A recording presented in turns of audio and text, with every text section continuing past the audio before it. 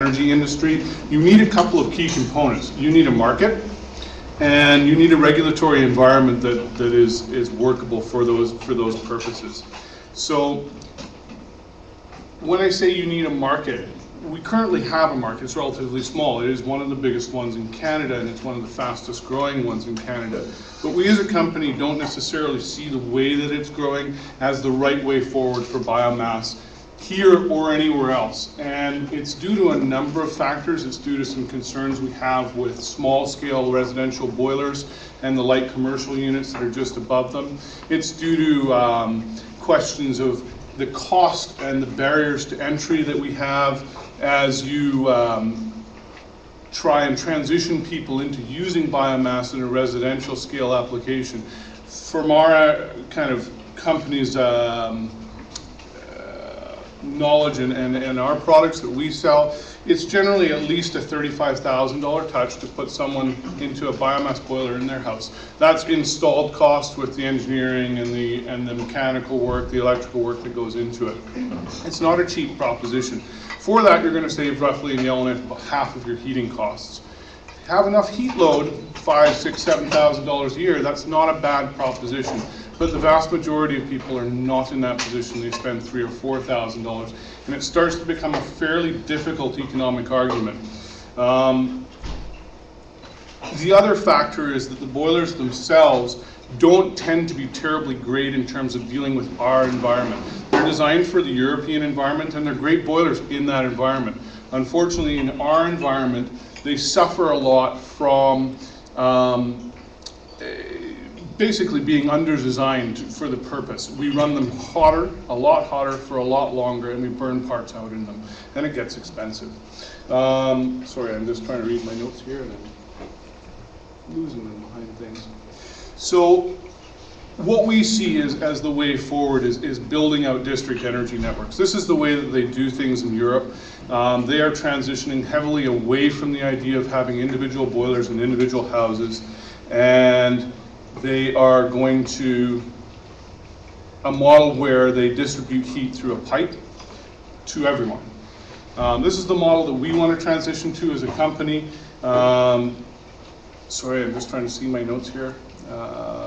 This is the model that we want to transition to as a company, building district energy networks, including everyone. You need a certain kind of cross-section of customers. You generally need a large anchor load.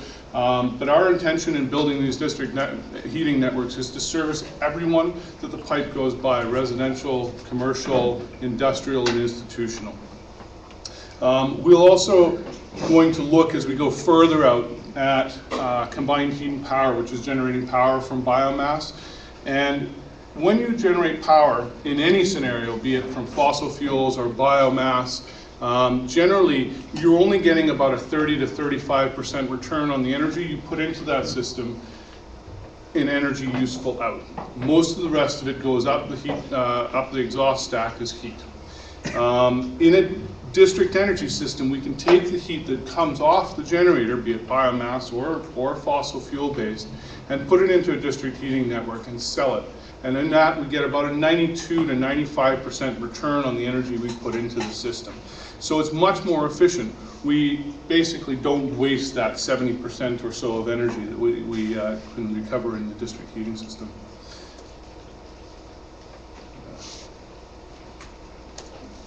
So this is a quick diagram showing a very simple image of a district energy system. You have your biomass plant on the right, and then a number of residences. These are using a standard supply return based piping system. We're looking at a number of alternatives, a little bit more innovative way of approaching it, primarily because we want to be able to have our system be flexible for growth. So talking about district energy, we talk about why do we want to do district energy. The primary reason why we want to do district energy is as we aggregate the heat loads from multiple buildings, you get a benefit from hybridizing those loads.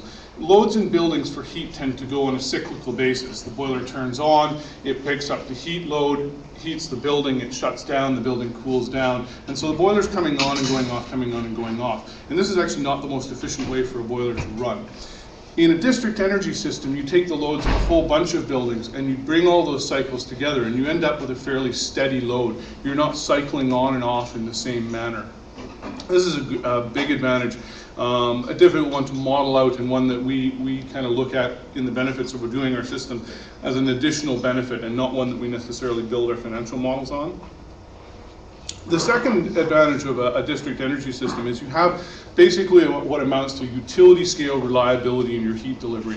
You're no longer reliant on the furnace in your house to be up and running, and if it goes down at -40, you're stuck looking for a service technician. We will have a system with multiple redundancies in place, 24/7 monitoring, and all of these other sort of things that ensure that sort of utility scale delivery of service like you would expect from your electrical service and your other utility services. The next big advantage that we see of district energy is it makes switching to biomass energy so much easier. The barriers that I talked about earlier with regards to residential customers getting into boilers are significant. And those same barriers actually are an obstacle in a lot of corporate environments as well. Maybe they have different spending priorities. Maybe their industry as a whole is in a difficult place right now. And finding money to spend on capital expenditures, even when the repayments can be as good and if not better than 5 years, it's still sometimes very difficult for them to do. The biggest benefit we see kind of from a broad societal standpoint is that the benefits of a district energy system go to everyone. The residential customers, the large corporate customers, the institutional clients like the government. Where currently a lot of those people, the barriers to entry into biomass energy are too high. The only people who are really aggressively pursuing it at this point in time that we see are the government. They have the funds to spend, they can allocate the resources appropriately, and they can look at the repayments and say those are smart investments, and they are smart investments. The other advantage we have as we transition into a district energy model is we can move away from wood pellets. We don't believe that wood pellets are the answer for the industry in the Northwest Territories. A number of barriers exist. One, right now we're importing all of our wood pellets. It's expensive. About half of the landed cost of pellets in Yellowknife, which is, other than Hay River, the cheapest market for pellets in the territory, half of our landed cost, more than half of our landed cost, is freight to get it here. That is a big hit on the bottom line, and it opens up possibilities when we look at going out and harvesting the local wood. But as we transition and move forward into that area of actually harvesting our own biomass and using our own biomass in our own energy systems, producing pellets doesn't make sense. You spend energy to produce pellets, and that results in cost. That cost has to come and be drawn back from somewhere, which ends up being the end consumer. It doesn't make a lot of sense. In addition to which, when people make pellets down south, they do so generally from the waste that's accumulated at a sawmill rather than going out and harvesting virgin wood. That changes the economies for them. Basically, their raw product is essentially free. We would be looking out at going and harvesting. That has a cost associated with it. If we're now producing pellets, we're eating away a lot of the benefit that we're seeing in avoiding those transportation costs. So by avoiding going to pellets at all, we save a significant amount of processing cost, we save a significant amount of energy. However, as we want to look at chip-based wood burning, biomass energy equipment, it doesn't generally come in small scale. It generally is very expensive as well.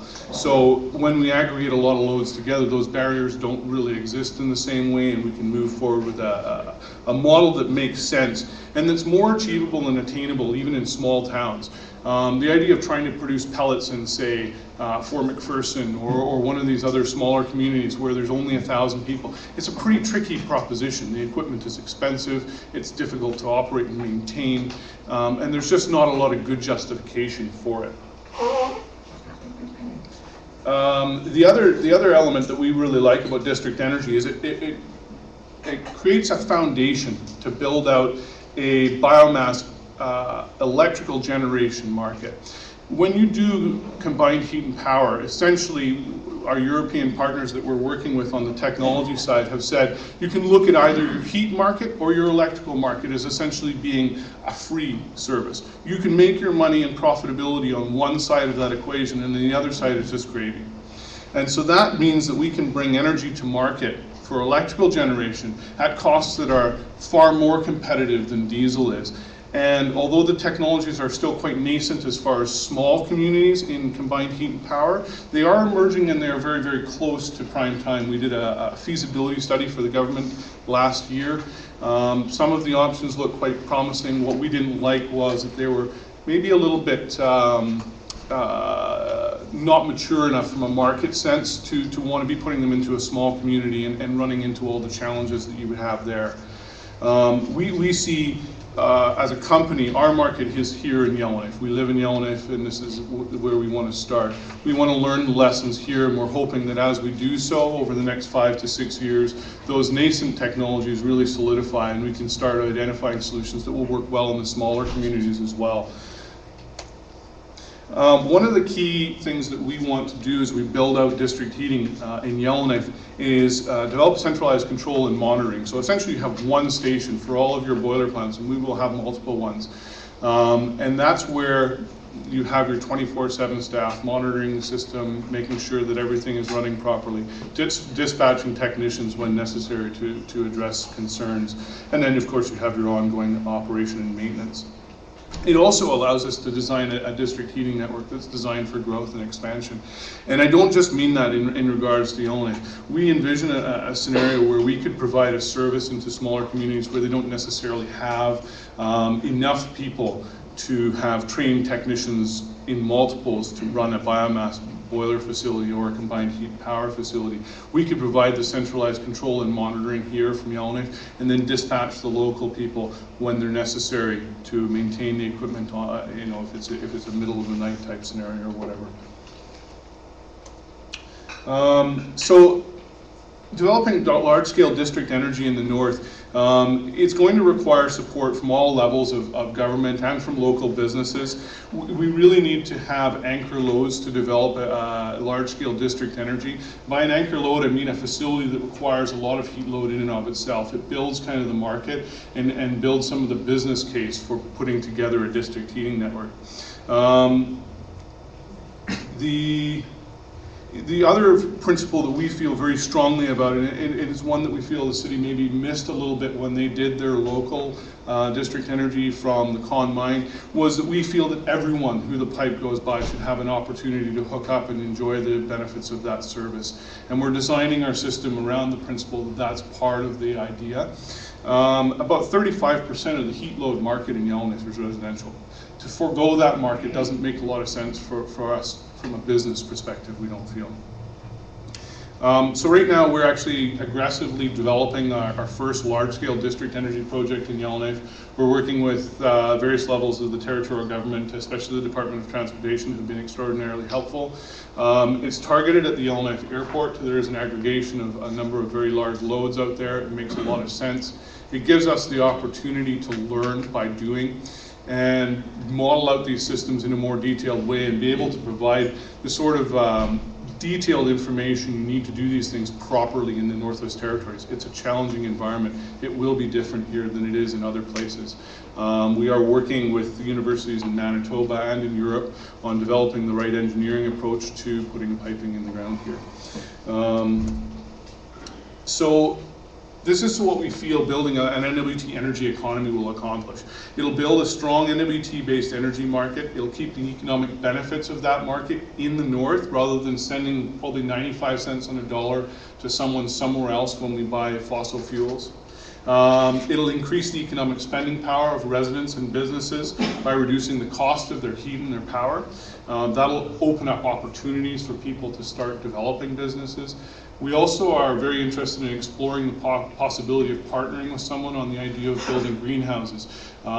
We have the ability within our facilities to have a lot of heat that we can surplus into greenhouses to keep them operational longer. And we also have carbon dioxide, which for certain growing purposes is actually a desirable thing. Tomatoes, for example, like greenhouses that have extra carbon dioxide in them. This is something we'd like to explore. I don't think it's something we want to necessarily do in-house, but we would like to find someone who is interested in partnering with us on that and developing high-tech greenhouses for the north. And then the final thing that we see as a potential benefit, and this goes kind of into the extraction industry that I think has been kind of set aside as a separate thing from what we're talking about here. And I agree with that, because largely the profits of those go out of our borders again. But it does potentially extend the life of those mines, in that if we can provide them lower cost power, they've already said that they can prolong their operations further on an economic basis, and we do get some benefits out of that. There's a tax revenue that comes to us. There is an employment of our people that happens at those mines. And then the final benefit, and it is a significant one, but to me is not what I generally sell our system on. It will significantly reduce our carbon footprint. We're talking about a carbon neutral solution. So the next thing I want to talk about is how we go about harvesting our local biomass. It's not the same as it is in a lot of other places. We have very small trees. We are in a different environment than a lot of other places. How you go about harvesting those trees is a fundamental element in how we make this biomass industry work. We see a number of different levels, and it depends on essentially the size of the community. In some smaller communities, it's entirely feasible to go out with chainsaws in the bush and go and cut some trees down, bring them into town, feed them through a chipper, and put them into your biomass energy system, and away you go.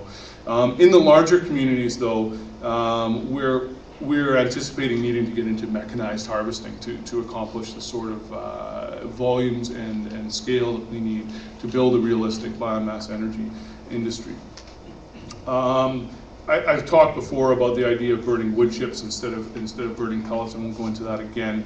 The next thing that we feel very, very strongly about is that the first fuel that we should be addressing for biomass energy in the Northwest Territories is our forest fire killed trees. They still have a ton of energy in them. They have the advantage of being pre-dried. By the time we chip them, we don't even need to dry them at all, which means we save energy. We're not burning energy to dry our chips before we put them into our boiler. That's a big advantage. And those trees, essentially, the carbon in them is going to rot and go back into the atmosphere over the course of 40 or 50 years. Talking with the forestry department, they actually like the idea of getting those trees out of there. They feel the forest will grow faster if we do that. Our intention around that is to go into strictly wintertime harvesting when we can stay on top of the snow, not damage any new growth. Probably waiting at least 1 to 2 years after the burn to allow the trees to dry to the maximal extent, but getting in there before you start getting into new growth that you might damage. So that's just a picture of the trees. As you can see, fire has gone through there, but the biomass itself is still largely there. And in fact, there's a lot of advantages. Most of the limbs are gone. You're not dealing with delimbing nearly as much. You're not creating all the slash and mess. So there's a lot of advantages to it. I talked about these challenges, I think, fairly thoroughly in the earlier slide. This is a quick video just showing an example of a mechanized harvester that they use in Europe for harvesting biomass and shipping it directly. So this specific machine obviously is working with felled lumber already. They can have an attachment put onto that arm that allows them to actually reach out, grab the tree, cut it, and then feed it into the chipper. So it's all one piece of machinery. It's got a single operator, enclosed cab. The footprint weight is actually quite low on these machines. They have a lot of wheels, and they don't create a lot of environmental impact. And they take everything, and you get everything, including all the limbs and everything. You're not leaving any mess behind. That's pretty good on that one. Stop it before it goes on too long. So as we start looking at district energy, though, we come across a number of challenges with actually making it work, especially in the larger communities. And most of those are around the fuel delivery challenges. And the same exists on large institutional buildings. They're talking about the new Stanton Territorial Hospital and putting in a biomass facility there. We're not 100% sure that everyone is fully cognizant of just how much mess is created when you run 2 B trains worth of pellets into a facility every week. It makes a lot of dust, it makes a lot of noise, and that's in an area where potentially it's not necessarily going to go down that well. At the jail, it's enough of a concern. We're kind of out of the way, and we try to mitigate our mess as much as possible, but it still does create dust that blows in the wind and gets sort of everywhere. So that's one of the challenges. So as we go forward, the other challenges that exist is dealing with the volumes required. As you get into district energy, you're dealing with multiple, literally tons a day of pellet, or tons per hour of pellets. And that means you need a steady stream of fuel, because you're supplying not only heat, but hopefully energy at this point. You need to be consistent in your fuel delivery. Our delivery truck in town, which is the largest one that kind of drives around inside town, holds 12 tons. It's primarily limited by the weight that it can carry on the road by the road regulations rather than by the truck itself. Those same challenges are going to exist almost irregardless of which equipment you choose to use. Finding a way to consolidate those facilities into areas where they're less of a challenge is probably a big advantage. Just got a few minutes left. Okay. The other alternative that we are looking at is building purpose-built hook truck bins that carry biomass. So you deal with them at the facility, you bring them on the back of the hook truck, you drop them off, you pick up the empty bin, and you go. You don't create the mess and the handling challenges that you had in the other way. Getting into combined heat and power. The current, as I've talked a bit about this already, currently in the small scale, it's very close to ready for prime time, but not quite there in our opinion. In the larger scale stuff, especially as you start going up into 10 megawatt of electrical generation, that sort of thing, it works extraordinarily well and is very well proven technology. It also, as we go into those larger scales, allows us to start exploring burning other biomass alternative fuels such as cardboard and potentially municipal solid waste in some of the facilities as we go into an even larger scale.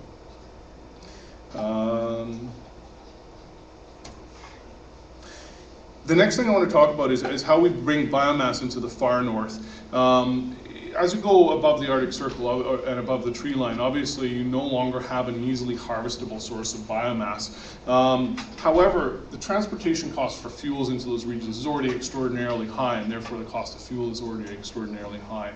If we can find a suitable way of taking biomass from our northern and near the tree line, say Inuvik, Tuktoyaktuk, those areas where we can harvest willow, ship them, and especially if we can turn them into a tornified fuel, which is essentially like, it's almost halfway towards coal. Handles like coal, it can be left out in the rain, it doesn't absorb water, those sort of things.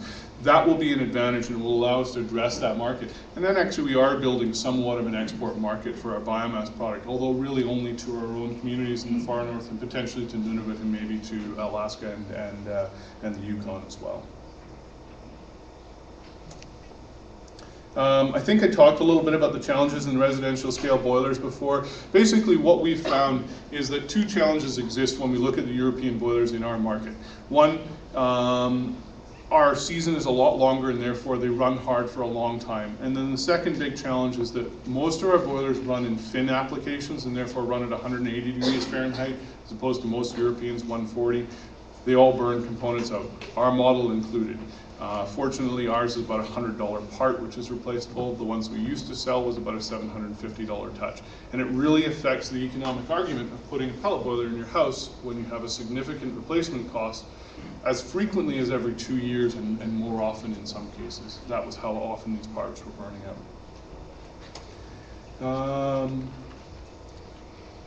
I think I can skip over that. So that's basically it. Does anyone have any questions for me regarding what we've discussed? Yeah, we've got a couple of questions here, and we've got to make them really short because we're going to start Julie, and then Tom, and Jan. Wondering about the ash. So there's all this ash produced by all these pellets. What do you do with it now, and what would you do if you scaled it up to produce even more? Right now, we dispose of our ash. Alex Debogorski takes it. I believe he blends it in with soil. There are markets for the ash that is created from biomass. You can use it as a concrete additive. It actually makes concrete stronger. So there's a number of different things that we could apply it to. We haven't necessarily gone into great detail as to specifically where we would send it, but there is markets for it, and we would identify some opportunity to find a useful application for it. So it's not waste? It's not waste, no. I mean, at the very worst, you could take it and dump it back out over the forest as fertilizer in the forest, but we will likely be able to find a commercial application for it. Tom, your question, Jan, and then David Couteau, and then we're moving on. Thanks, Rachel. To ask a question, I really have ignorance, but have there been studies done on sustainability, on the carrying capacity? Because it's great to go and harvesters on these small trees, which do take a long time to grow at Edinburgh. How long, what kind of carrying capacity do we have? How long can we do this without running out of trees?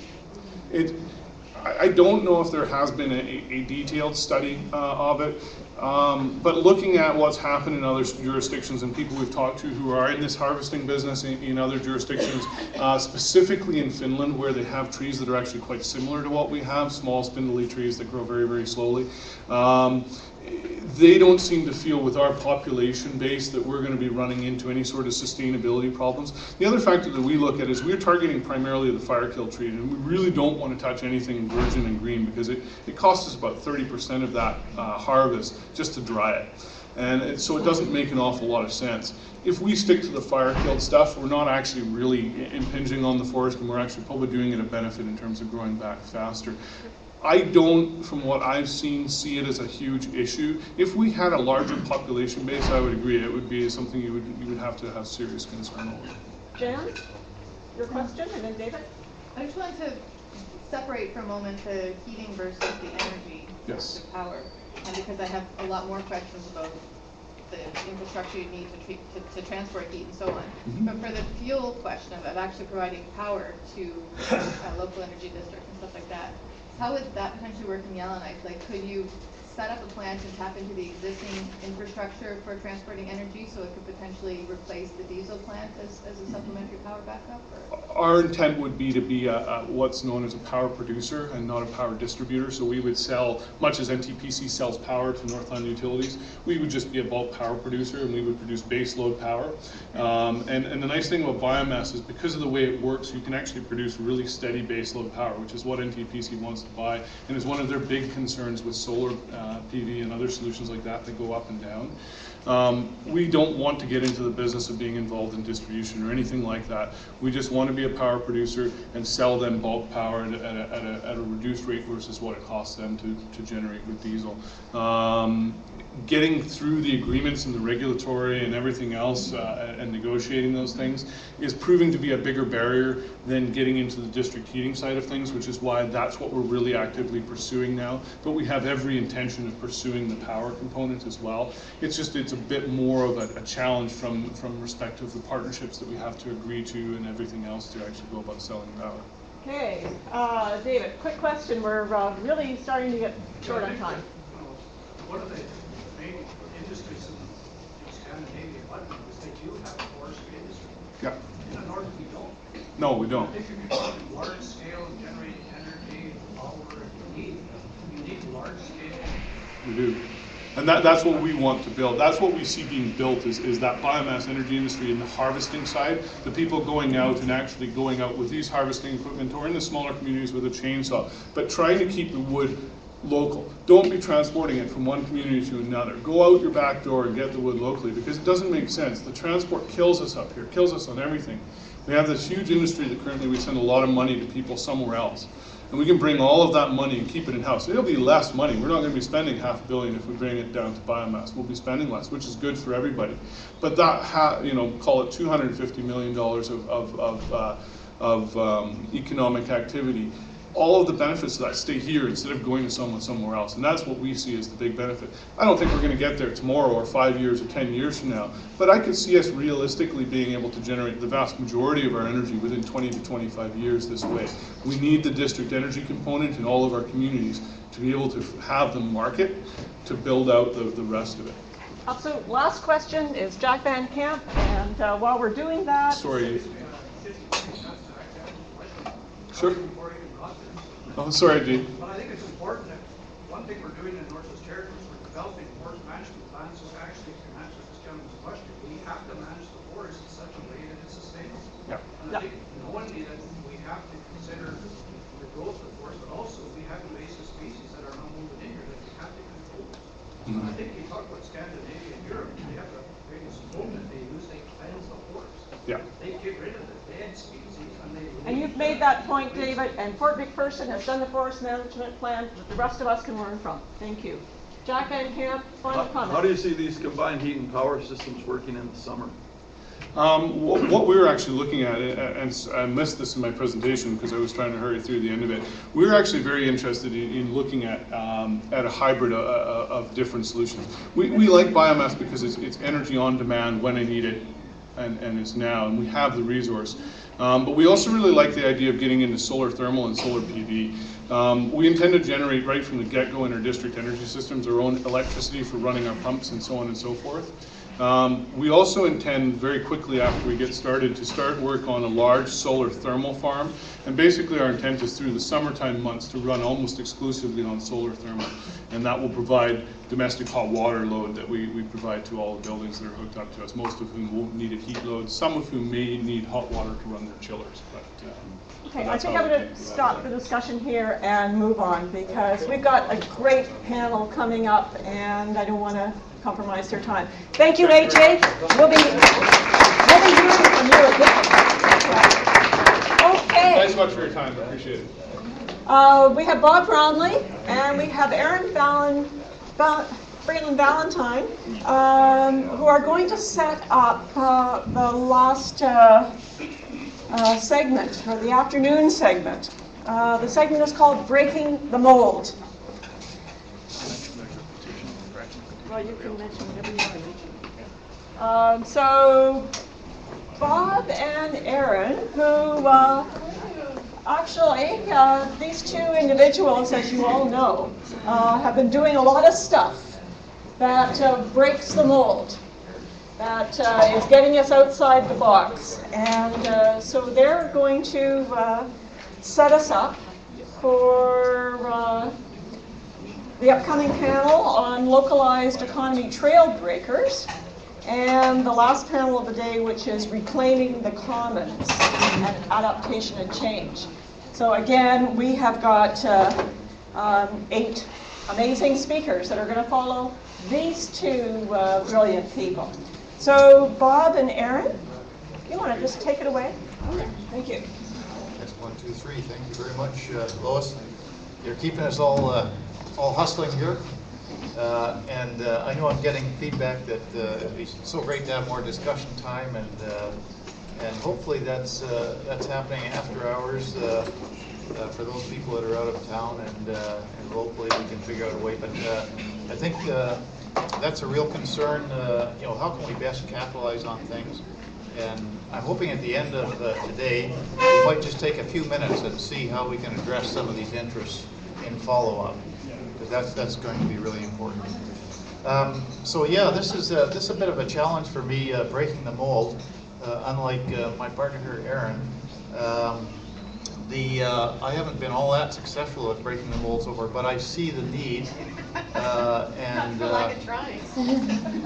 and I read a lot about it, and I think a lot about it. So, and the remarks I've heard throughout this forum, as I said earlier, have been incredibly stimulating and inspiring, and shows that the mold is being smashed. So thank you very much for that. So for me, breaking the mold, returning from a money economy to a life economy is sort of what we're all about here. And so many comments are in line with that. I'm going to draw heavily upon David Corton, one of my gurus, sort of a system thinker, who's his most recent 2 books, which I've tried to boil down here for my own thinking as much as yours, but entitled Agenda for a New Economy, From Phantom Wealth to Real Wealth, which is a fancy way of saying what we're talking about here. And most recently, change the story, change the future. A living economy for a living Earth. So I'm going to be circulating in the atmosphere a little bit here, and the universe even, and trying to bring that down to expressions locally, or perhaps Aaron will be better at that last stage. Some of his earlier books, some of you may have heard about When Corporations Rule the World, and The Great Turning from Empire to Earth Community have profoundly affected my thinking, so they may well have had an influence here as well. It's a very inclusive approach to things, and really draws heavily on First Nations cultures and experience, and going back into ancient times in all of our cultures, where we all have this sort of earth-based respect and approach to life. So humanity has gone through a lot of change over the last couple thousand years, but for most of that time did not really stand out as a threat to a healthy functioning of our natural world. In the last 5,000 years or so, with the advent of farming and our move from nomadic hunters and gatherers to a settled and settlement collection of societies and cultures, our net collective impacts on nature began to undermine the sustainability of our ecosystems and environments for both people and other kinds of life. We all hear about endangered species and so on, and some of the threats that are being experienced now, climate change and so on. This coincided with changes, I think, from studies that have been done in our umbrella beliefs. Another word for that is stories. Sort of the stories that are just how we're raised. They're in the background, but they sort of guide so much of what we do and think. Coinciding with the change in those stories, many societies shifted from this prevailing earth-based matriarchal female sort of oriented spirituality and cultural paradigm to a patriarchal male-dominated spirituality, and later a mechanistic understanding of the world based on science, much more recent. There's been a shift, some shift, to a mystical unity story. I heard Buddhism mentioned earlier. That again recognizes the connectedness of everything and everyone. And I hear about that a lot in everyday conversations, our recognition, a re-recognition, I would say, in today's world of our connectedness to everybody and everything. I think it was nifty, Jack Milne, who mentioned we seem to have a little bit of overbearance or over-focus right now on the geological aspects of our world, perhaps at the detriment to the living side of our world. But we need this balance and this awareness of connection. But with mystical unity, it's been contemplative, sort of inner thinking and just centering yourself and recognizing and respecting, but it hasn't been that much of engagement, of outreach to interpreting what can this really mean in our government policies, our local governance, how we earn our living and so on. And I think that's the exciting thing about what we're talking about here today. So under these story umbrellas, the natural world and its ability to support us is being depleted, and we're looking for a new story. And that's extremely exciting for folks that are into that, and extremely relevant, because it ends up being how we raise our children and how they relate to the world and the living world and the non-living world and so on. So just going back to history a bit here, in the 1600s, when our rulers under these patriarchal regimes needed more riches, they began, kings and so on, began issuing charters, which was the origin of limited liability corporations. So they could reach out in the world, accumulate wealth, and through these special privileges, and bring those wealth back. It included trading monopolies. We know about those from the original Hudson Bay Company, East India Company, and so on, and exclusive sort of monopolistic rights to huge parts of the world, a vast part of North America, India, and so on. And this was the origin for the for-profit, publicly traded, limited liability, shareholder-owned corporation, which did a lot of service. But as they grew in size and their reach became global, computers came into being and so on, with nanosecond transactions financially, now billions of dollars in a nanosecond. It's just, people that read about that stuff, I'm horrified because I don't know anything about it, but I know it really influences us. They became real and are now influencing the system to the point where so much of our transactions are no longer related to real production, real useful things or services to people on the ground. They're just theoretical.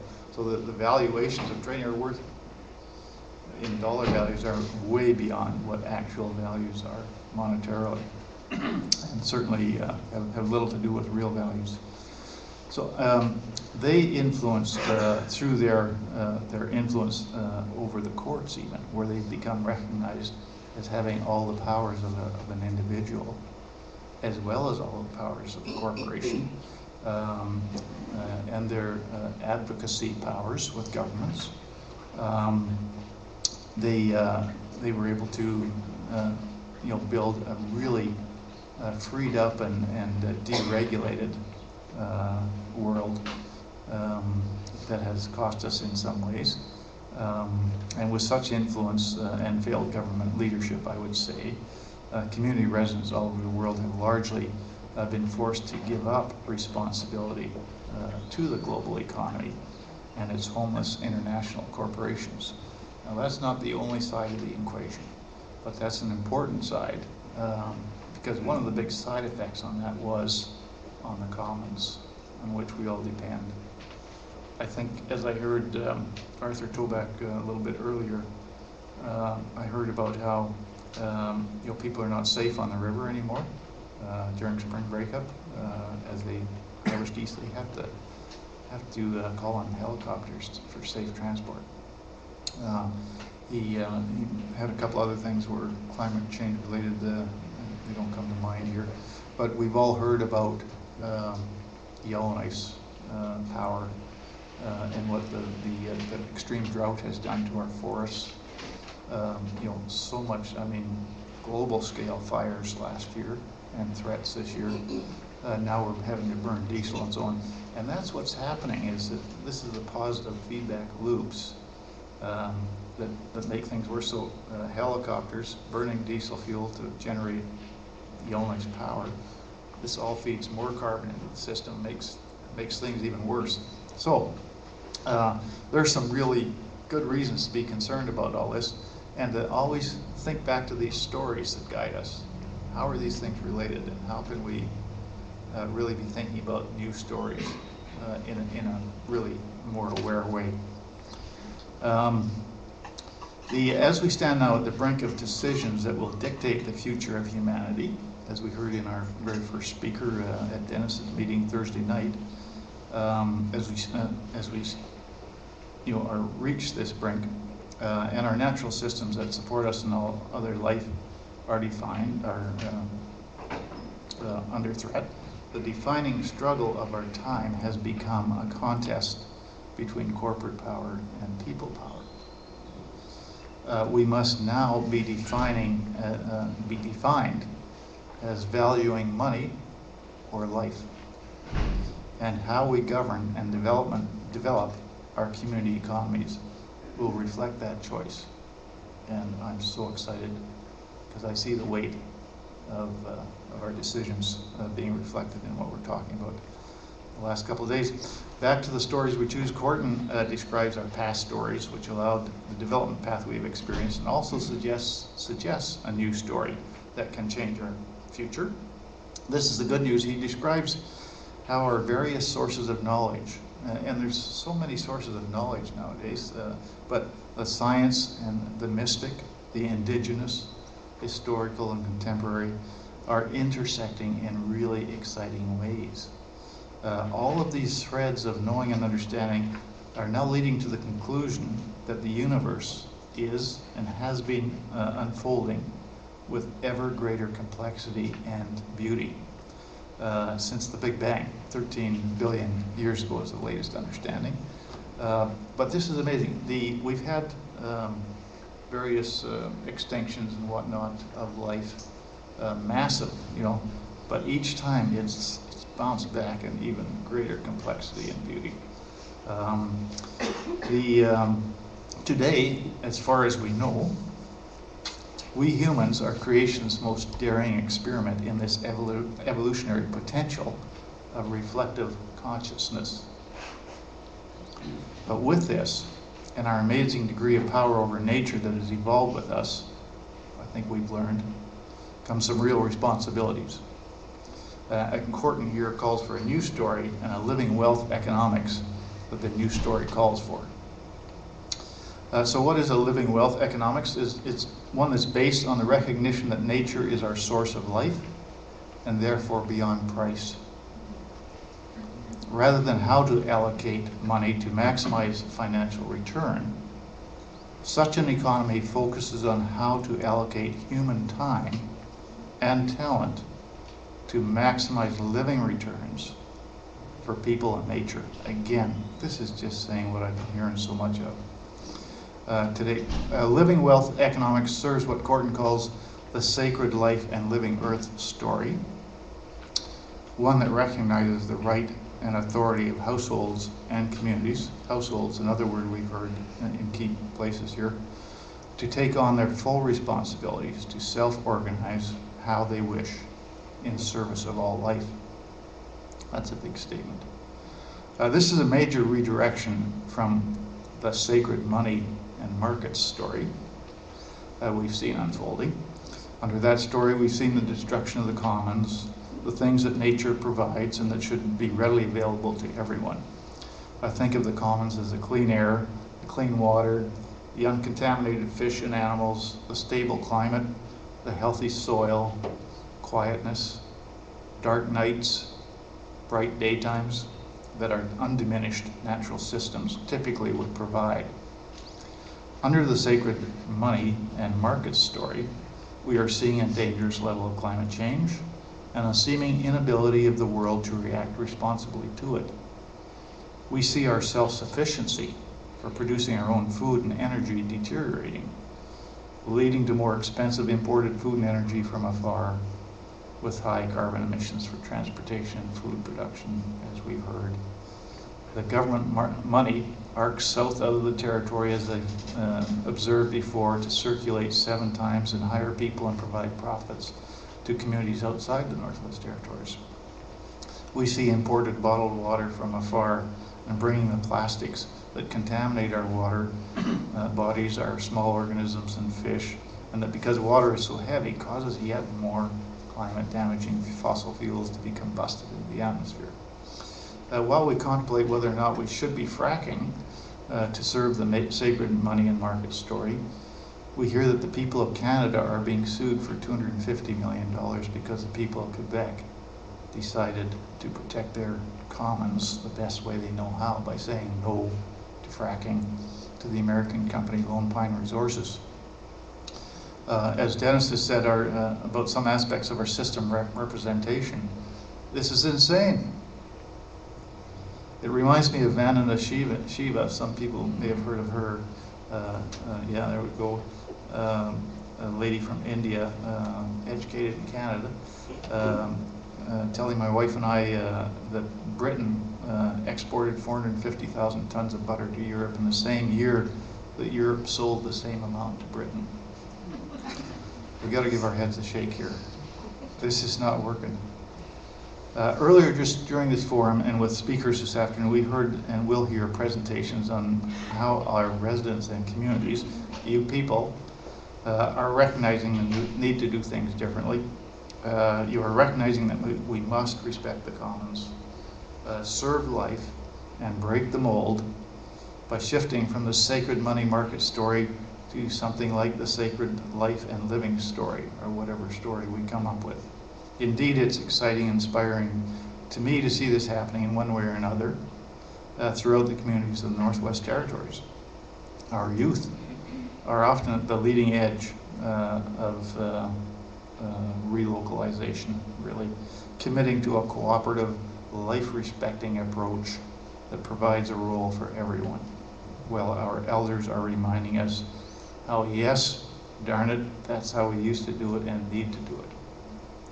The high school graduates from Klutzel K who are committing to helping more students graduate in the future, and their solar installation students learning new ways.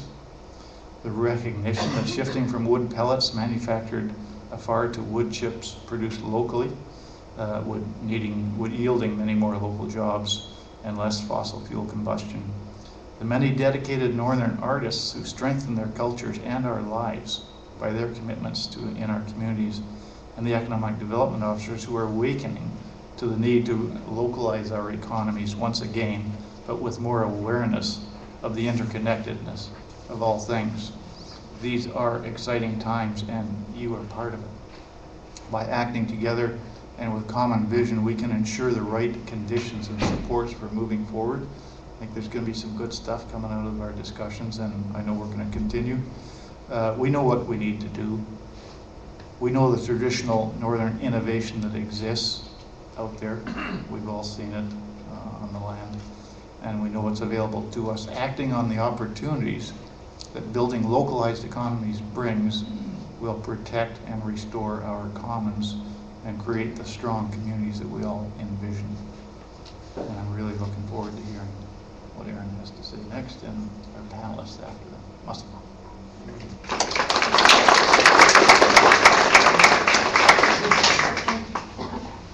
right, take this out. You don't have to, just let me know when you're ready to talk. All right, yeah.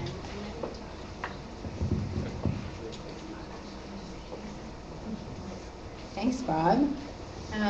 Well, I'm not going to speak that long, but I feel like a beautiful thing to sort of take off from yours is the idea of stories, is that we're all surrounded by these incredible stories in a really, really powerful place, and in sort of a territory that's 3 times the size of France, with 48,000 people, that we have the opportunity to lead the world, to create a revolutionary way of being where we love and respect the land, and that is at the heart of everything we do. That's at the heart of our communities, and it's at the heart of how we raise our children. And I think that's something that we do here that's completely different than anywhere else, and it's something that's very sacred and really special.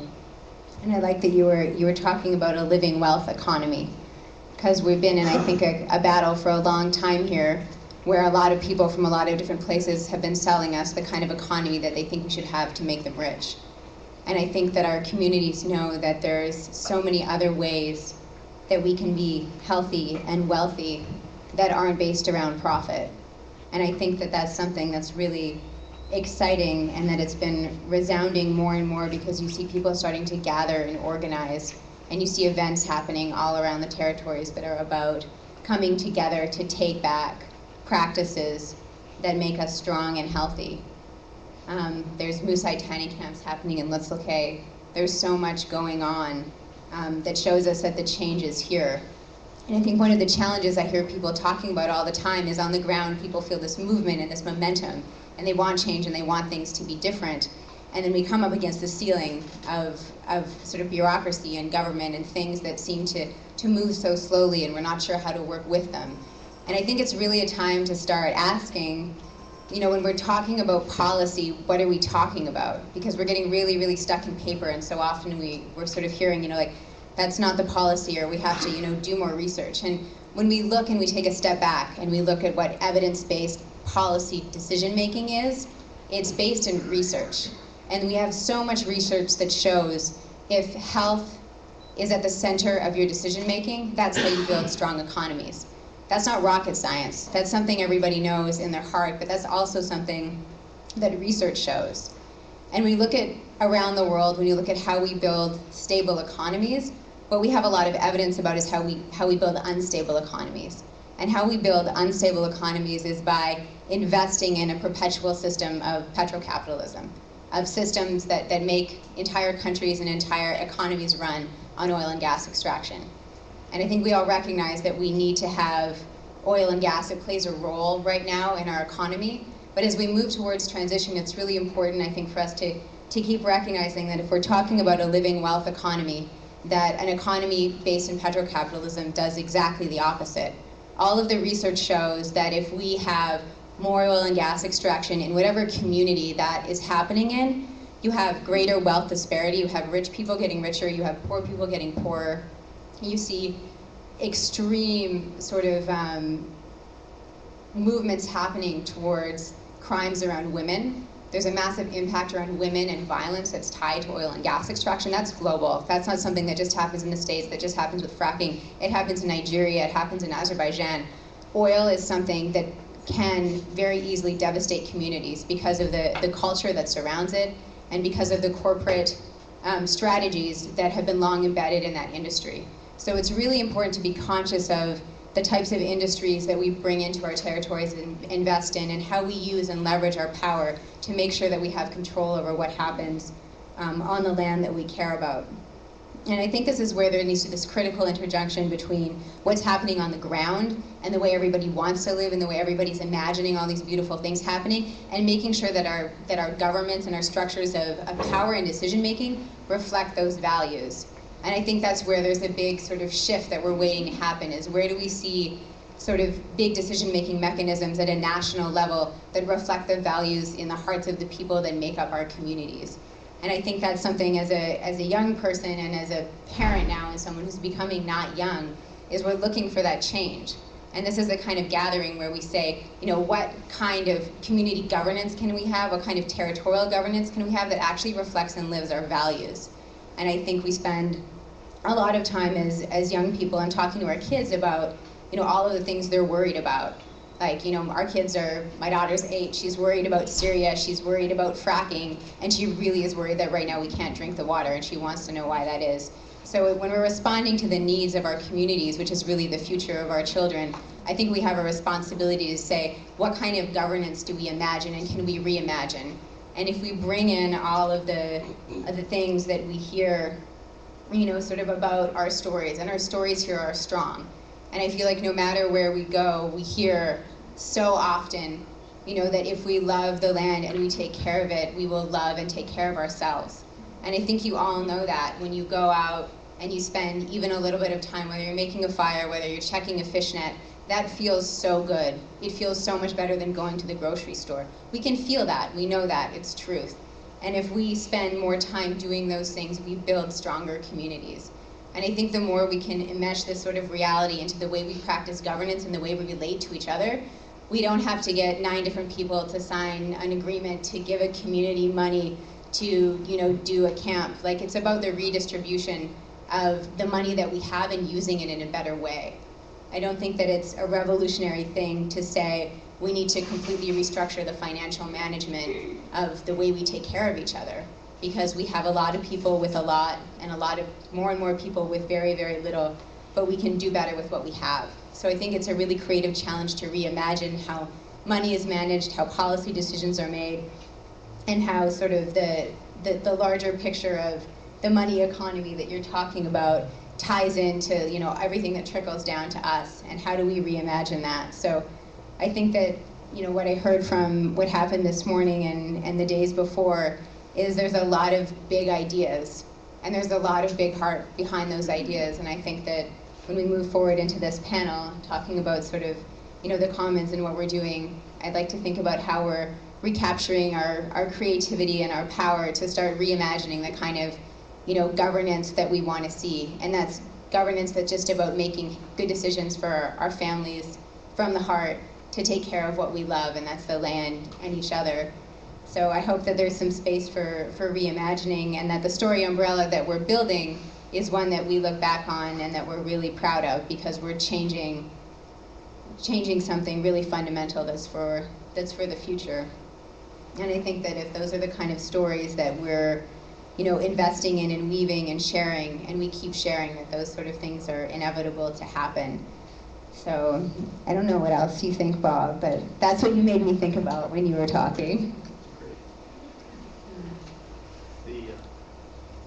And I could just mention, I've heard fracking come up a few times, and somebody told me there might be a petition over there on the table. You can read it and see what it says and whether you're interested in signing that. But yeah, no, that's right on, Aaron. I think you brought it home.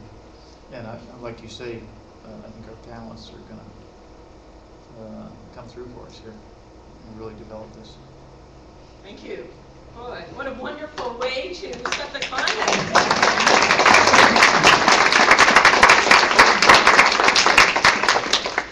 Boy, this is why Aaron is the Dean of Studies at the Chincha Center for Learning, a land-based university for those of you that don't know. And this is why Bob is one of the organizers and motivators of this gathering. The change is here and coming in a bigger way. Thank you. So I'm going to ask the 4 panelists for the Trailblazer section to come on up. AJ Sanders, Paige Saunders, Giselle Marion, and Amos Scott. And these 4 people, they are involved in local business endeavors and creative endeavors that are really creating a new story, a new narrative that Bob and Aaron spoke about. And we've heard a little bit from AJ, but he'll be expanding on some of the triumphs and the new narrative that is being created around renewable energies. And Paige, who's been doing a lot of our technical stuff with Jeremy, has been groundbreaking in the world of technologies. Giselle, who's the manager of the Clincho online store, is really breaking trail when it comes to marketing arts and crafts in the north and elsewhere. And Amos, who is with the NWT Professional Media Association and with NCS and has his own business, is really breaking ground when it comes to media production. So new stories, new narrative, new future, and these 4 people are part of it. So we've got about 12 minutes for each person to kind of tell the story. AJ, we'll start with you, then we'll go to Paige, Giselle, and Amos. Okay. I'll probably try and take a little bit less than 12 minutes since I had some time over lunch. I'll talk a bit more about Arctic Green Energy as a local company in Yellowknife. I think I went over the kind of the background of our company. Our meat and potatoes business is our energy service and contract business. That's primarily the heat that we provide to the jail and to Sir John Franklin, and to a lesser extent to Inukshuk housing development. They're a much smaller client, just their load is much smaller. And unfortunately that boiler tends to require an awful lot more maintenance than most of our other ones do.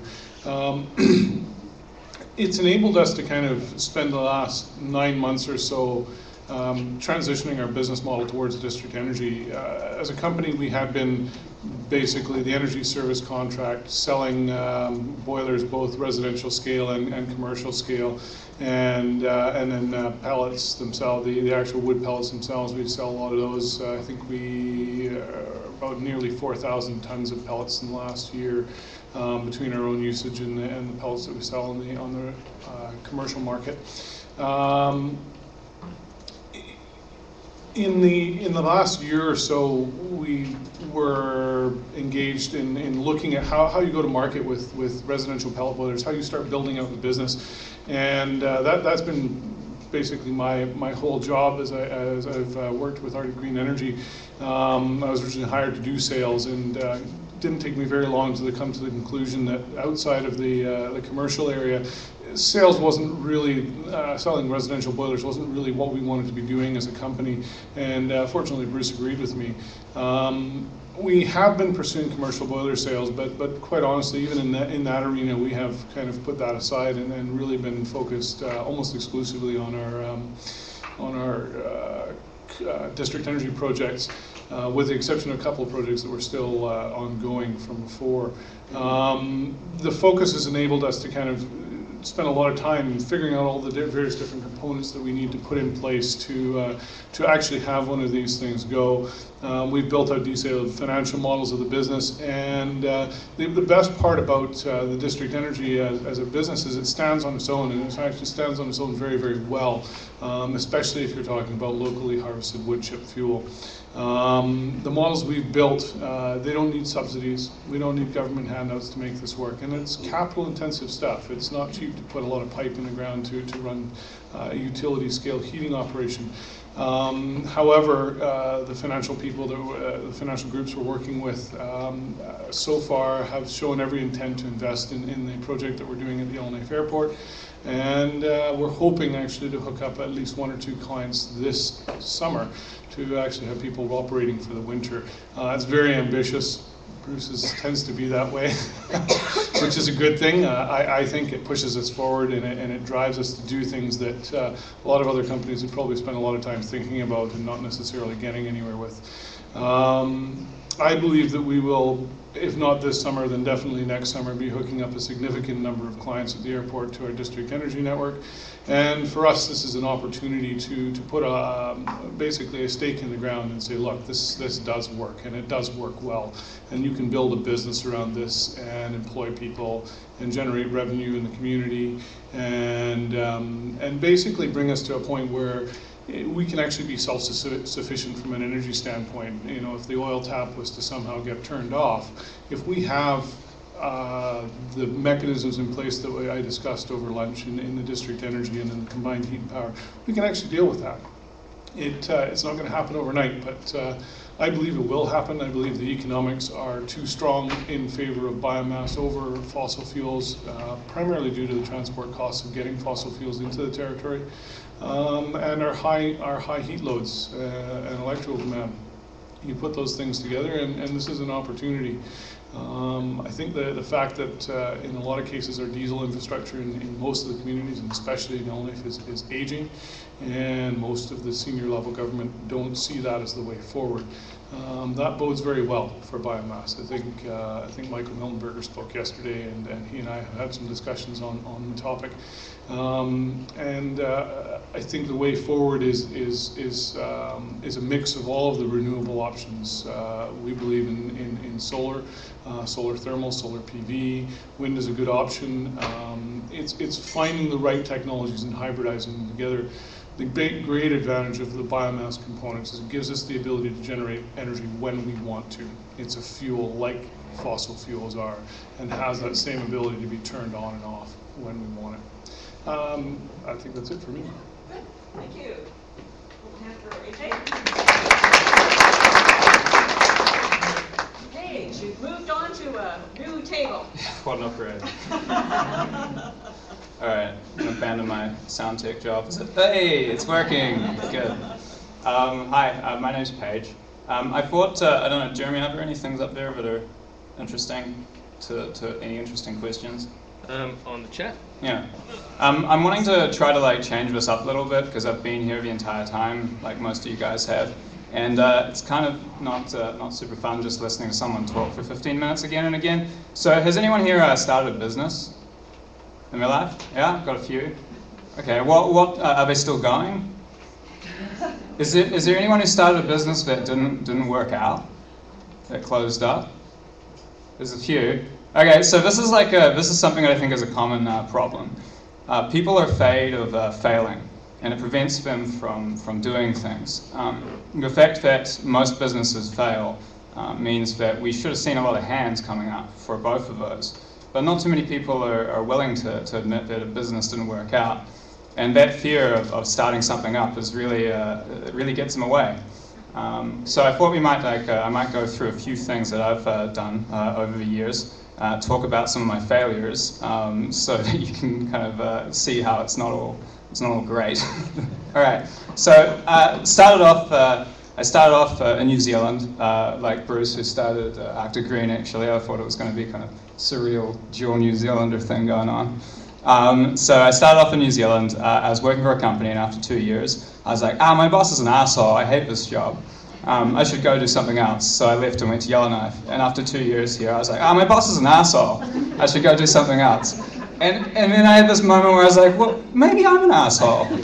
Maybe it's not really the boss. Maybe the problem in this equation is me.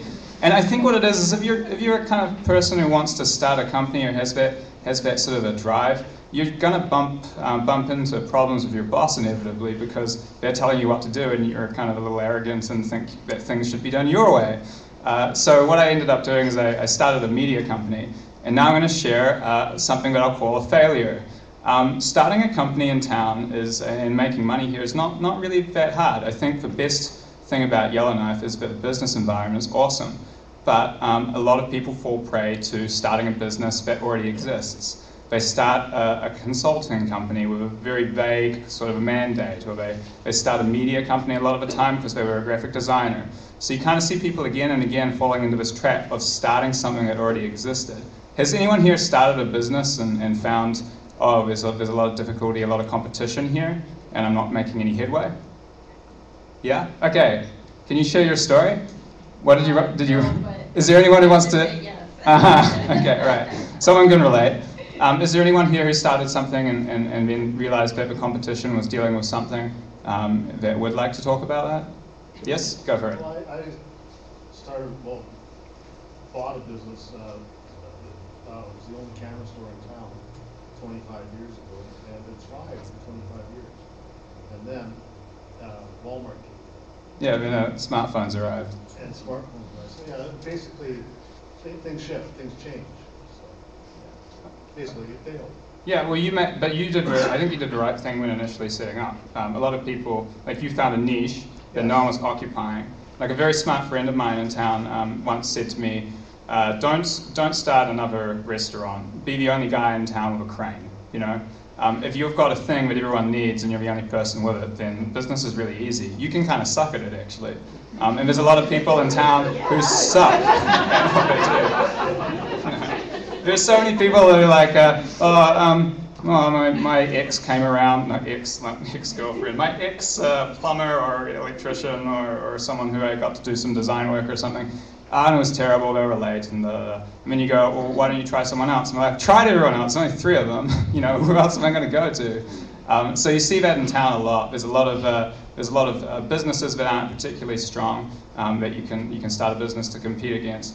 I think I might go back to my little script here so I can kind of stay on point. My first business, started a media company, replaced my $55,000 a year salary with a $55,000 a year, 60, 70 hour a week sort of an income. It was incredibly stressful, but I learned a lot. And I think with anyone, especially if you've ever started a business, or anything, there's a lot of similarities between starting a business and starting a non-profit. Good for you, you gave it a go, and when you fail that first time to really succeed, don't worry, you'll get it the next time. You'll figure out what you did wrong. Just get it over and done with, fail fast, and then move on to the next thing, so that you can do it the right way, right? Okay, so the next thing, I did that for a while, and I had a little media collective going with Jeremy and a few other people. We used to make silly jokes that people thought were really juvenile, but a few people thought they were fun. And I got contacted about being a partner in a property development company, and then kind of learned a lesson that I've kept ever since, which is work with people you really like. And I really liked the people I started this property development company with. They were really cool. They were kind of the really sharpest knives in the drawer. And I had a great time with that. They're doing that still, and I kind of moved out of that. I'm a silent partner now. So that was Cloudworks, which some people may have heard of. Then after that, I decided I would like to learn Chinese, and I had a friend who had half a degree in education, which was good enough for me. So we headed over to China, started a school over there. I think I might have some slides here, actually, that will show you that. So it's something to look at. Would someone else on the panel like to talk about something while I fiddle around with my laptop?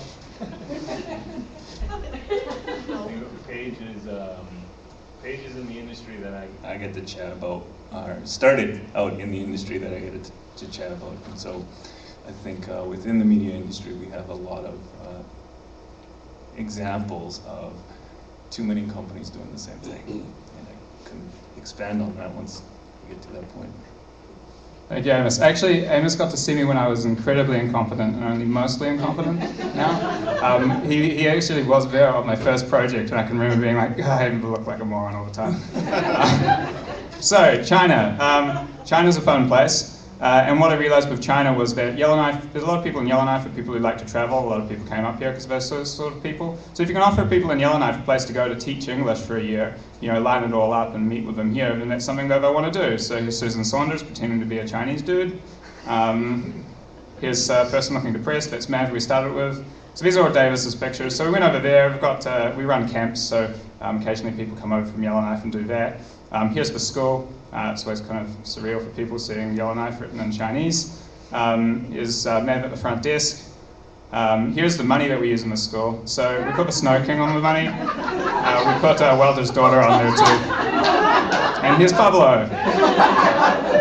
So yeah, the school's a kind of boutique school. Over time we've upgraded to a larger building. We run camps, and overall have had a pretty good experience. In fact, tonight I'm meeting with 5 or 6 people who want to go over there. So there's kind of a good tie there, because for a lot of people, Yellowknife's great, but it is a small town, and if they want a bit of an experience outside of Yellowknife, this kind of offers them that. So you still, even when you're doing international business, you could be trying to find a thing that's like, well, Yellowknife has this, and the thing may be something you don't think of. It's not like diamonds. Yellowknife has human resources that would like to go to China for a year, but they don't want to go to China for 5 years. They just want to, have a picture with a Chinese Santa. Oh yeah, they also made us sing Celine Dion and dance around on stage. So yeah, always fun. Okay, I think I'll just leave those running. What's happened since then? Oh yeah, the next thing. After I came back from China, I heard a lot about Edge, which used to be to me this magazine which promoted kind of cute Yellowknife stories, like there's an artist who's made a thing, and that's cool. And when I came back, a lot of people were talking about how they were kind of breaking these stories and doing some really good journalism. So I checked out the website, and I talked to Brent Rainey before I left, and he was like, yeah, we're doing this, and I was like, that's really great. I'd like to help out because it's expensive to do investigative journalism, and it's a media startup. So yeah, I got involved in that. So that's the where is it? Edge.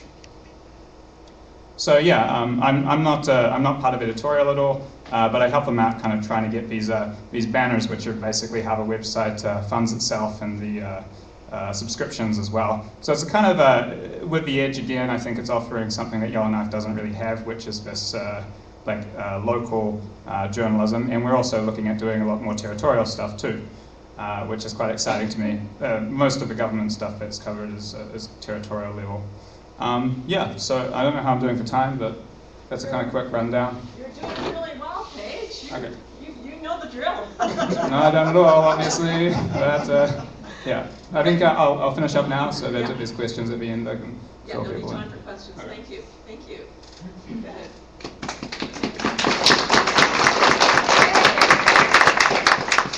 Giselle, come in from Metacom, who will tell us about the Control Online. Sure. Thank you. I think I have a PowerPoint. Oh, yeah. Would you like to say it? No, just Okay, I'll try to manage. start it up. Now you're going to show your technology prowess there, Paige, and See if you can get that PowerPoint going. Yeah. Before we start, because we get some feedback when it gets so close to the table. Some prowess. yeah. So how many people have actually been in Mexico, not driven by it? Oh, that's pretty good. So I should see you in the store. Yeah? It is online too, but we have a showroom. So we always encourage people to come out by if they want to feel and touch the product, especially when it's $500. So, next slide. I'm going to talk a little bit about the store, and I want to see the world through denim moccasins. That's what we try to do. We mainly sell moccasins, and that's what we're known for. Next slide, please. The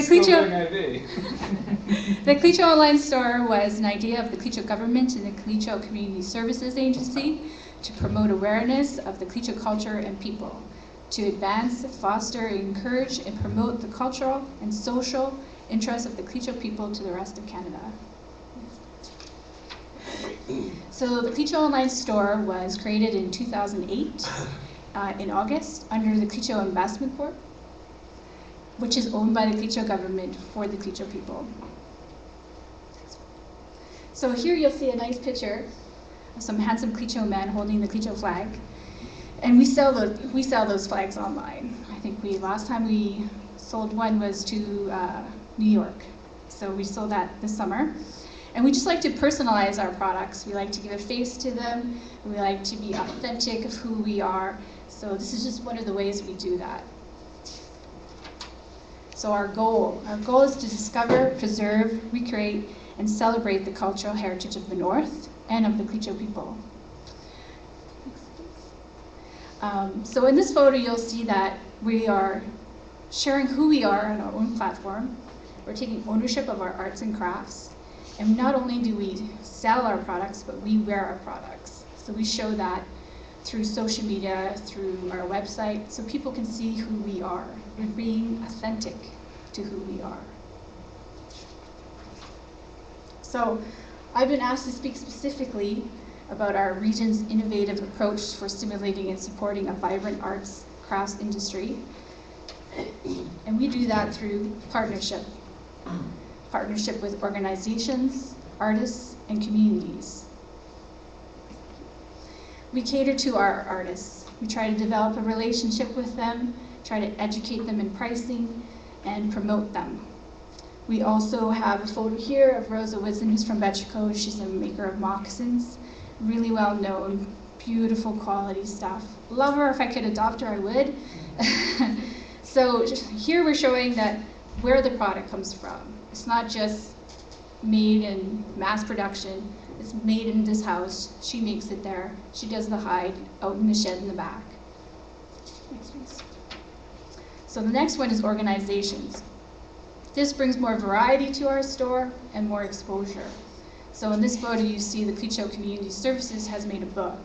They're translating oral history into the written word, which provides a little more modern way of communicating and making it more accessible to people who visit us online. We also work with organizations such as historical societies who are not located in Betchico but are located up in the north. And what they can do is actually send us a photo and we'll sell it on their behalf. They just put the shipping and pricing together and then we work out a consignment with them. So we just try to expand a little bit more. Thank you. Next is the communities. And this is the real important one. We work with the Clicho Investment Corp, the Clicho government, and the communities.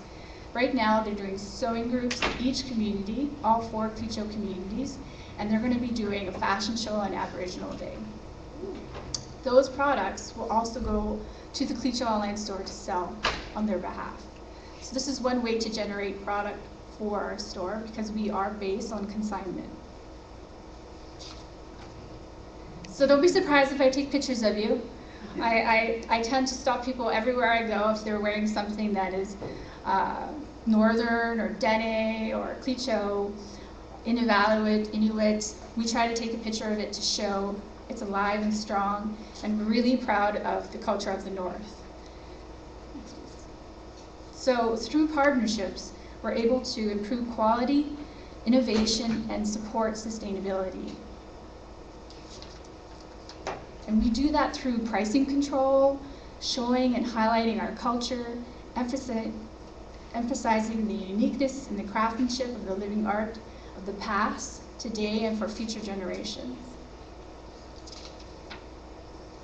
So one of the innovative ways that we try to promote our store more nationally or internationally is by showing our products. So we have this thing called Me and Our Moccasins, and we take our moccasins everywhere and we take a picture of it. So we have a guy here from Sweden who's sharing his picture of his moccasins that he bought from our store.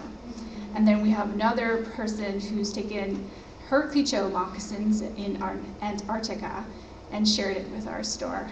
And then we share it on social media so people can see that, you know, go ahead, buy authentic moccasins from the north with real hide, real smoke smell, traditional, that you probably can't get from somewhere else down south where it's made massively.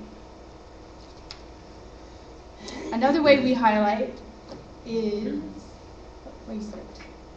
yeah. We also highlight visitors, because we don't get a lot of visitors. We're in Mexico. And we just like to share on our social media sites, hey, we have a visitor from Calgary or the US or from Japan, you know, just to show that people do like to explore the north and just kind of travel out of Yellowknife. Yeah. So we are online, we're just one click away, you'll mail anywhere.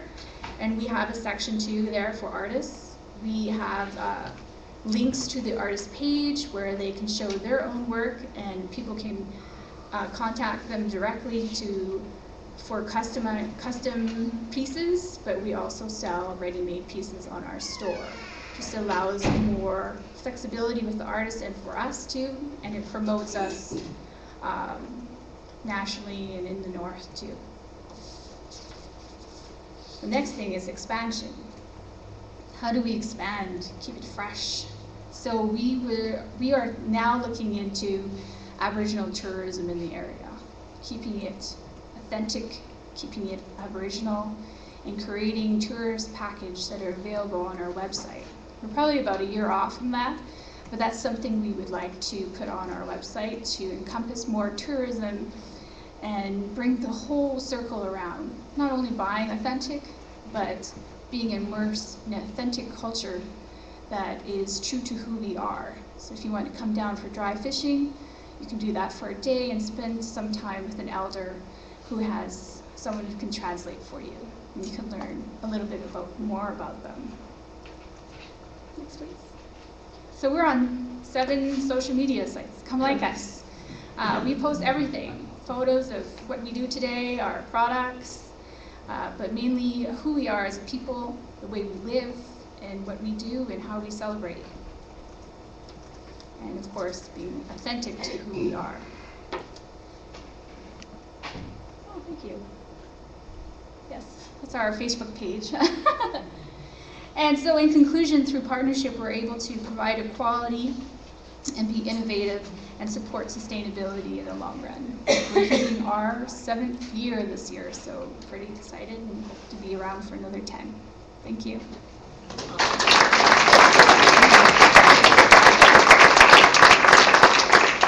Sweet, Sean. Thanks so much, Giselle. That's great. Amos. Okay. So I'm Amos Scott, and I'm here today mostly as the president of the Northwest Territories Professional Media Association. And as an association, we started in 2010, and to represent our film producers and media producers, television producers here in the Northwest Territories. Franz is here, she's a part of the board, and she was also a part of getting us started and helping us lobby for our industry with the GNWT. So the role, I guess, let me start with what this industry is. So right now in the Northwest Territories, we have TV producers, we have film producers, we have production companies that are a service-based industry, and we have a handful of festivals. And these festivals are the Yellowknife International Film Festival, the Dog Island Film Festival, and most recently, the Dead North Film Festival. And then we also have WAMP. WAMP is the Western Arctic Motion Pictures. So that makes up the industry, and then from there we have outside producers. So going back to the NWT PMA, we started mainly to lobby for the industry and the government support of the industry.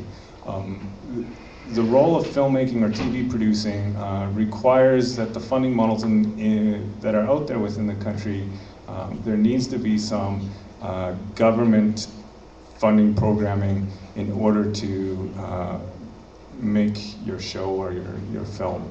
And so we've lobbied for this SEED film funding, which is an ITI program that allows us to tap into funds that help us in the development of a film project, to film the film project, or to market it, and a few other things. And most recently, they have launched the rebate program.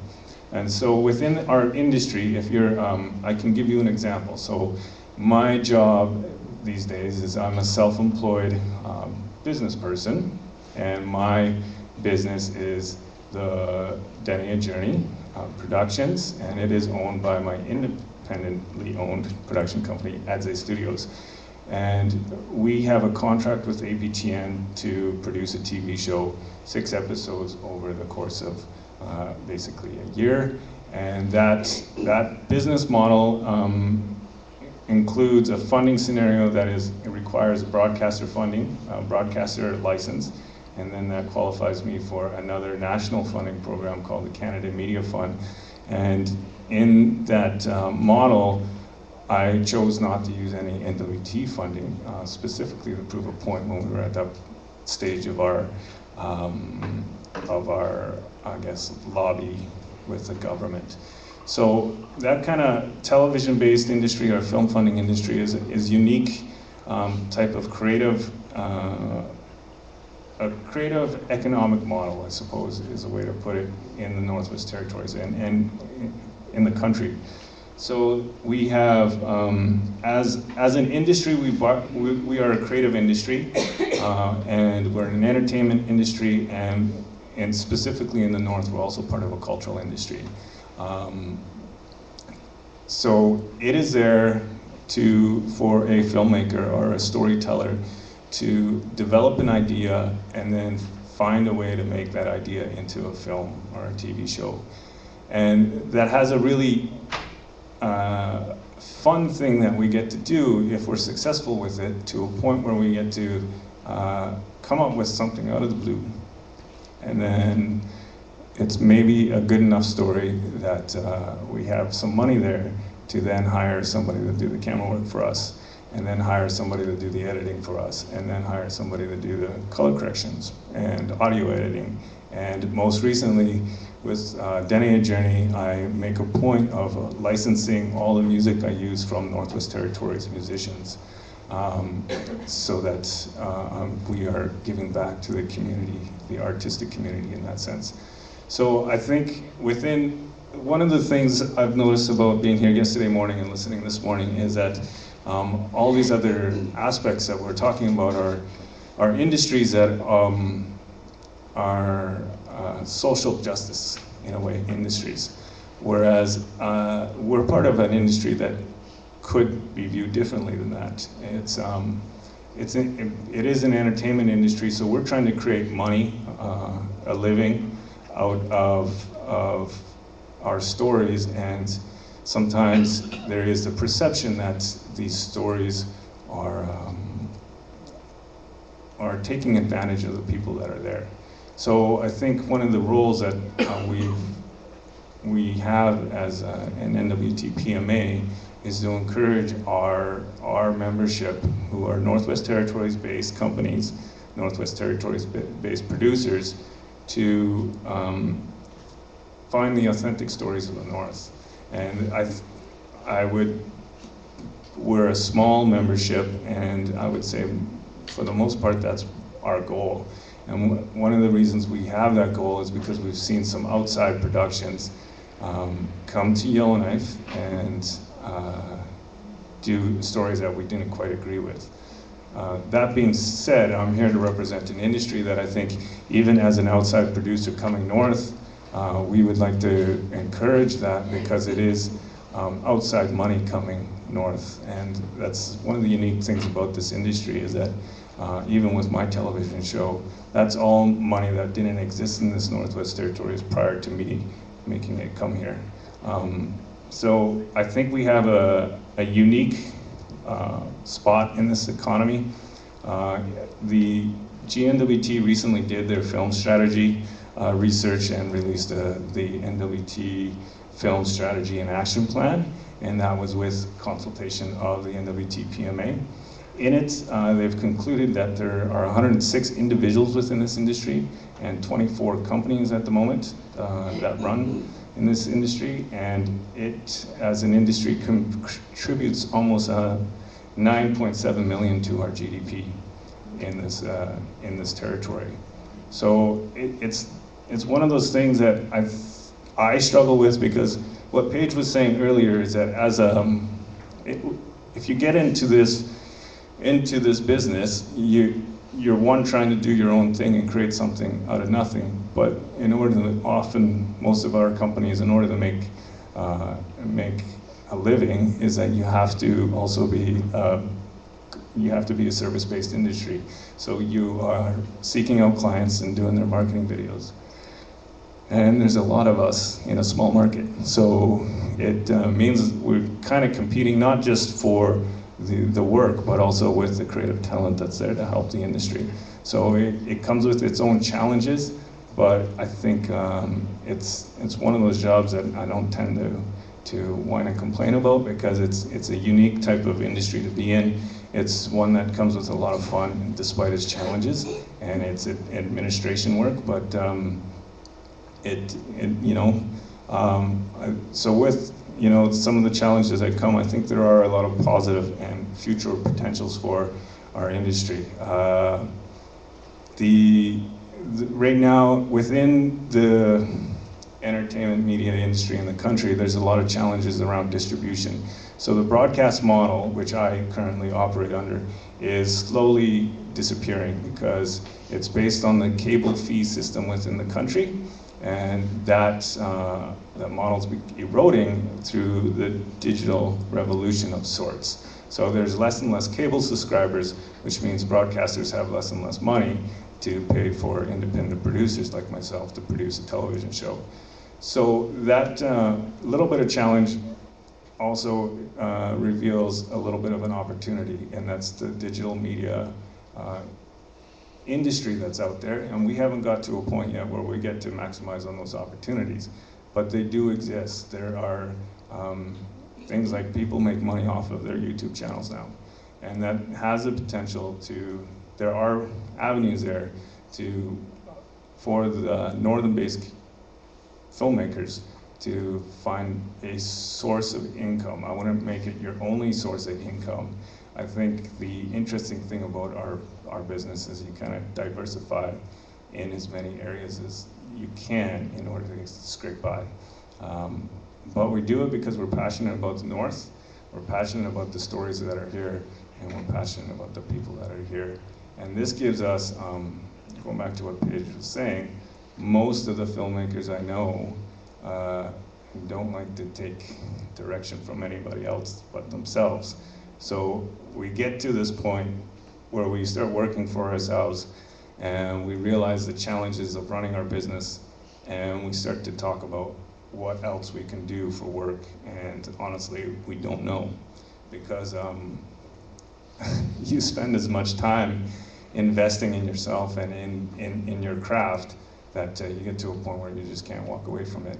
So I think I'll leave it at that, because I wasn't expecting to be up here today, so I don't really have a general conclusion other than to, based on what I was hearing over the last little bit, is just to reveal more about what our role is and what kind of work we do and what kind of industry we're in, so that I do believe, despite its challenges, there is huge potential in the future in the innovation of digital media. There's a lot of excitement. What we do now and the type of software that we use make us very adaptable to the future of the industry, which is potentially gaming, interactive film and storytelling, interactive game design. And that, to me, I think is exciting because it also has a very strong cultural education component that is could be very much a new industry here in the North. And we, as an NWT PMA, as a nonprofit and volunteer-based, we're at a point where we need to kind of give ourselves the opportunity to advocate for our filmmakers and our media producers by just finding somebody to work for us rather than volunteer all the time. Thank you. Thank you. 4 people breaking the mold. 4 people involved in creating a new story, a new narrative, setting us on a new path. Questions for these innovators? Amazing, amazing. There are not. Doug Whiteman, I didn't see you. Oh, sorry about that. I'm behind this post. Oh yeah, no, I'm here behind the post. Go ahead, Doug. I was just, I had saw a little bit about, we always just curse our kids with the video games, but games as a teaching tool is pretty interesting. You mentioned that. Could you tell us how that works a little bit? I kind of wish Travis Mercury was here because he would talk your ear off about it. He and I have had long discussions about the potential of gaming for learning, and it's trying to speak the language of the generation that's coming up. And as a parent, I'm keenly aware of digital technology and how much your children are tapped into it, and how difficult it is to deprogram them, as I like to call it. So, and I know within the education system, there is also the beginning to embrace the technologies that's there. But the education system also doesn't have the programming, as in the game design or the learning apps that would need to be used on those digital devices in order to become a more learning experience. And then once you get to that point, you also localized knowledge, right? And so that's where our advantage is that we can get to a point where we are developing education type of digital software, apps, whatever you have, what have you, but with localized knowledge. So things that are about the North, and that's what it comes down to. Thank you. Tom and then Vesa. Thanks, Amos. What you said triggered something that, in my mind, connected to what Wisha said before. And it's about you're talking about the digital generation, which is your children. My children skipped part of that, but still they were sort of on the cusp. For my generation, of course, we were totally unschooled any kind of digital. We didn't get a telephone. I could call up my operator and ask her on a homework assignment. And how many could remember doing that? So it's a total. What I'm getting at is a totally different concept and way of thinking that my generation has, and then there's the intermediate generation, and there's the generation of your children who are totally plugged into the digital generation, and that may be a concern if we're going to be able to bridge that gap that she was talking about having elders involved in sustainability issues about the future and about using our knowledge in the best way. Thanks. Go ahead, Amos, and maybe Giselle, you would have something. I was just going to look to Giselle because, well, I don't know yet, right? And that's what it comes down to is because I practice differently, right? I tend to lean towards still trying to get out on land as an individual, and lean towards, and that's part of our work with Dene Novel, is we lean towards trying to find our TK knowledge first through experience. That's been the role of Deshinta, which I've had some overlap with since its inception, and that has become a more important learning tool to me than the technology. It doesn't mean our children aren't there yet. And for example, sometimes my daughters have been, and I know some of the professors at Deshinta who've had their children out there, and they get both while they're out there, right?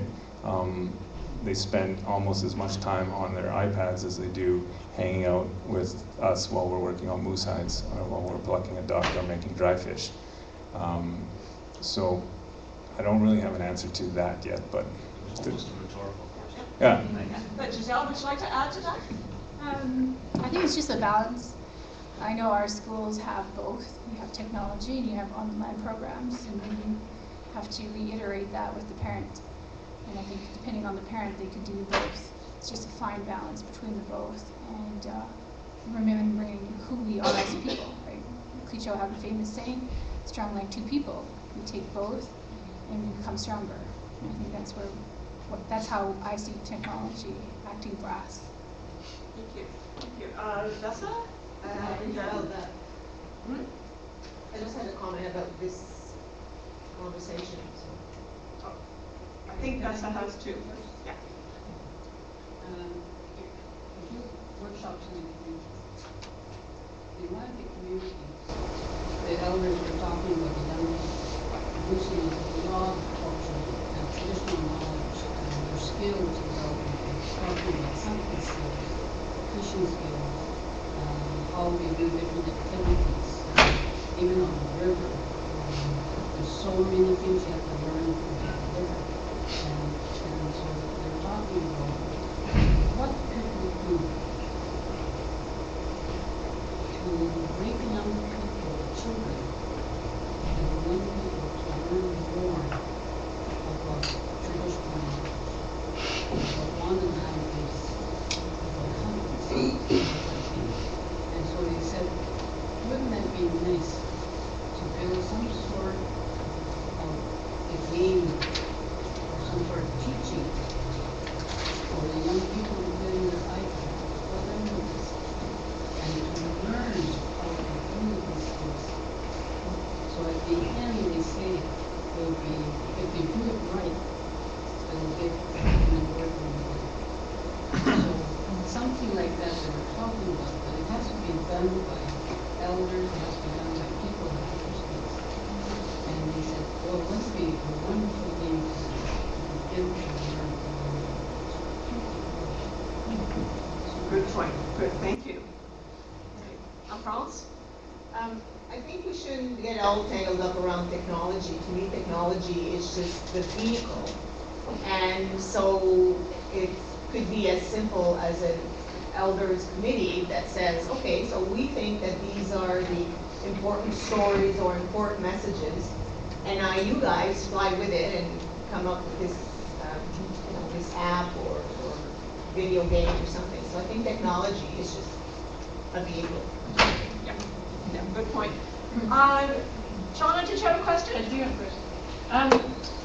In terms of the field of professional media, how easy is it for people, say from the communities, to get into that field? Like what kind of education would you need, or training, or what are the range of different career options? Like, is it something that can be promoted to people, like this is a real business economic opportunity, or are there all kinds of barriers that they need to get before they could really develop some kind of career in that field? I'll give you an example that I can think of. WAMP does do community workshops. It's a good starting point. Years ago, the precursor to Aurora College had a training program.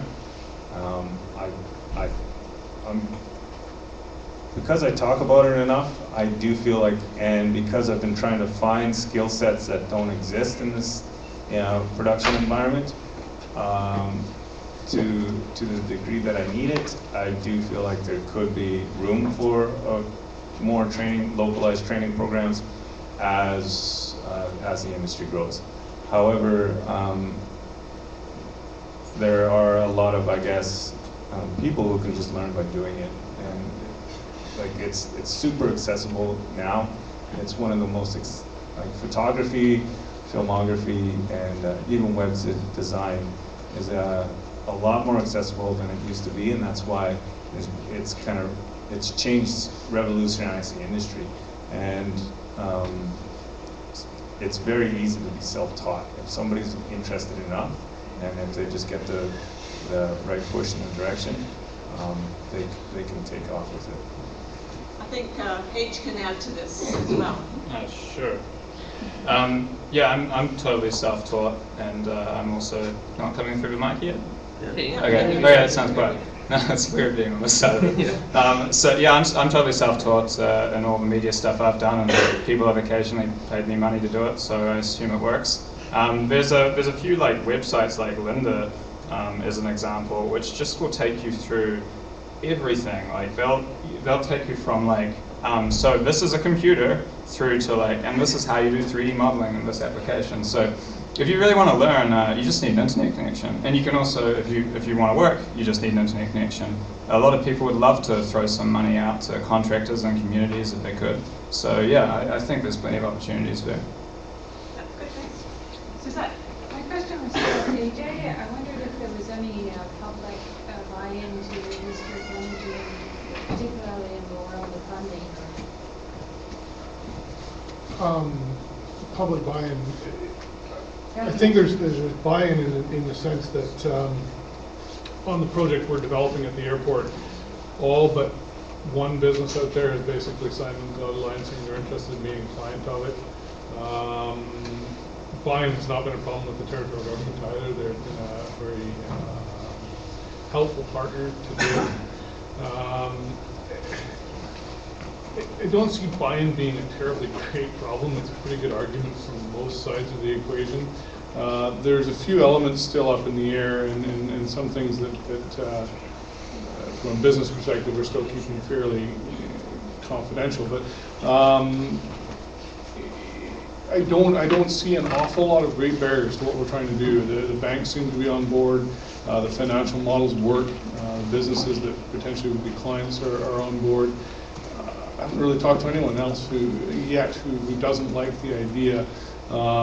Clients we're targeting initially somewhere between 15 and 20% less expensive than what they're currently paying on heating fuels as their price. And that is it's not actually it doesn't actually encompass the entire savings that they would realize. It's probably more in the order of 30%, 35%, because it doesn't recognize the inefficiencies of their heating system, which are generally 85 to 88% efficient in most commercial scenarios. That's what their boiler efficiency is rated at. So. Final question before we have a break. Ben. Following up on that, to get it for district heating to be installed in an established neighborhood, what's the prospects on doing that? Does it have to be only in new subdivisions, or how would you go about putting it in an existing neighborhood? There's discussions on the questions of how you install the piping, primarily as a city. It comes down to establishing right-of-ways and easements and working around existing infrastructure and dealing with, of course, the questions of how you actually go about installing pipe in the ground.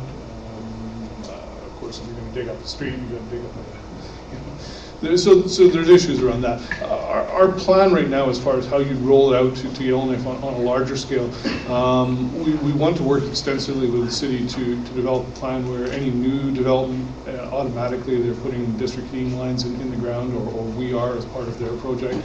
And then same thing with any reconstruction. You know, if you're digging up and rebuilding a street, which it happens on, I think about every 10 years for most streets, as far as I've ever seen. At that point, once we've gotten the ball rolling and we have a system in the ground and we can show the banks that the investments make sense to go forward with, I think we'll be in a position to start putting pipe in the ground whenever they're redeveloping a street or whatever. And you may not necessarily be able to hook that up to a heat supply right away, but then the pipe is in the ground and it's ready to go when you can. So that's definitely part of our model. Thank you very much. A big hand for this. We've